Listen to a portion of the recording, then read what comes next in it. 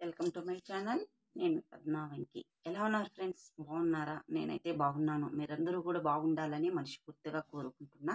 ఈ వీడియోలో నేను కొత్తగా మనము కువైట్ ఇంట్లోకి ఎంటర్ అవ్వడము, వాళ్ళు మన దగ్గర తీసుకునే మర్యాదలు, మనకిచ్చే మర్యాదలు ఏంటివి అంటే ఈ వీడియోలో ఖచ్చితంగా చెప్తాను.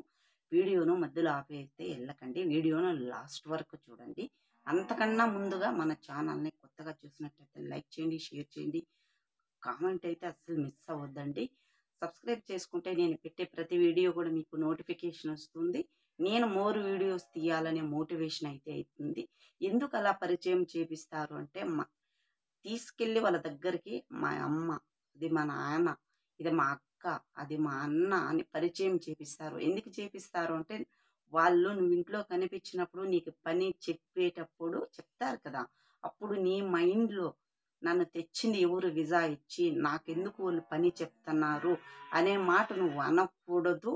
అన్న అన్న మైండ్లో అనేది ఉండకూడదని అందుకనేసి వాళ్ళందరినీ అయితే పరిచయం చేపిస్తారు. అట్లా పరిచయం చేపిస్తే నీకు ఏదైనా వాళ్ళు పని చెప్తే నేను చెయ్యను, నేను ఎందుకు చెయ్యాలి అనే మాట ఉండకూడదని అలా పరిచయం చేపిస్తారు.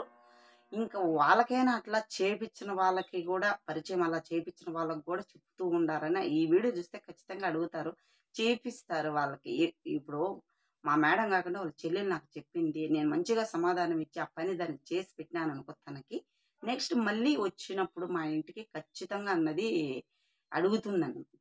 ఇప్పుడు నువ్వు భాష గీష నేర్చుకుని వంట మనిషి అయితే గన 10 మంది ఉన్నప్పుడు బేస్తవారము, శుక్రవారం వచ్చినప్పుడు అప్పుడు ఖచ్చితంగా వాళ్ళకి నచ్చిన వంట నిన్ను అడుగుతారు చేసి పెట్టు అని. అట్లా నేను ఎందుకు చెయ్యాలి వాళ్ళకి? మా ఇంట్లో వాళ్ళు కాదు కదా, నేను ఎందుకు చేసి పెట్టాలి వాళ్ళకి? మా మేడం జీతం ఇస్తుంది అన్నది మన మైండ్లో రాకుండా అయితే వాళ్ళు చాలా తెలివైన వాళ్ళండి. వాళ్ళు అన్నీ వాళ్ళకి ఇబ్బంది లేకుండా మనకు ఇబ్బంది లేకుండా అన్నది మధ్యలో ఒక అండర్స్టాండింగ్ అన్నది గీసి పెట్టేస్తారనమాట. నువ్వు వెళ్ళినావనుకో, ఆ మేడం నాకు ఎందుకు చెప్పిందో నువ్వు అడగకూడదు. నేనెందుకు కొత్త పని మనిషి దగ్గర పని చెప్పాలని వీళ్ళు అడగకూడదు. అట్లా చేసేస్తారనమాట.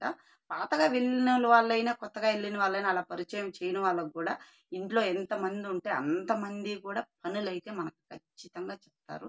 నీకు ఖాళీగా ఉంటే చేయొచ్చు, ఖాళీ లేకపోయినా కానీ వాళ్ళు చెప్పిన పని చేసి నీ పని అన్నది నువ్వు చేసుకోవాలి.